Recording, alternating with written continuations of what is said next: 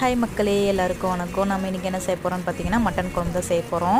ஊர் சைடில் செய்வாங்க. அது எப்படி செய்கிறதுன்னு வாங்க பார்க்கலாம். ஃபஸ்ட்டு வந்து ஆயில் ஊற்றிக்கோங்க. அது கூட வெங்காயம் ஆட் பண்ணிக்கோங்க. அது கூட கொத்தமல்லி ஆட் பண்ணிக்கோங்க. அப்புறமேட்டுக்கு இஞ்சி பூண்டு ஆட் பண்ணிக்கோங்க. அது கூட தேங்காய் ஆட் பண்ணிக்கோங்க. அது கூட செலவு தூள்னு சொல்லிட்டு ஒரு மசாலா வீட்லேயே அரைப்போம். அது எப்படி செய்யணும்னு வேணும்னா கமெண்ட் பண்ணுங்கள். அடுத்து நெக்ஸ்ட் வீடியோவில் பார்க்கலாம். அதெல்லாம் போட்டு நல்லா வதக்கிட்டு அதை வந்து ஒரு பேஸ்ட்டாக ரெடி பண்ணி வச்சுக்கோங்க, மிக்சியில் ஆட்டி. நெக்ஸ்ட்டு வந்து ஒரு குக்கரில் வந்து ஆயில் விட்டுக்கோங்க, கருவேப்பிலை போட்டுக்கோங்க, தக்காளி போட்டுக்கோங்க, நல்லா வதக்கிக்கோங்க. நான் 1/2 கிலோ மட்டன் எடுத்து வச்சுருக்கேன்.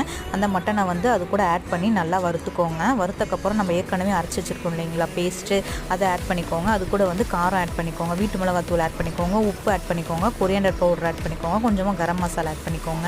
அவ்வளோதான் மக்களே. நான் 5 விசில் விட்டு எடுத்திருக்கேன். உங்களுக்கு எவ்வளோ தேவையான விசிலோ அதை விட்டு எடுத்துக்கோங்க.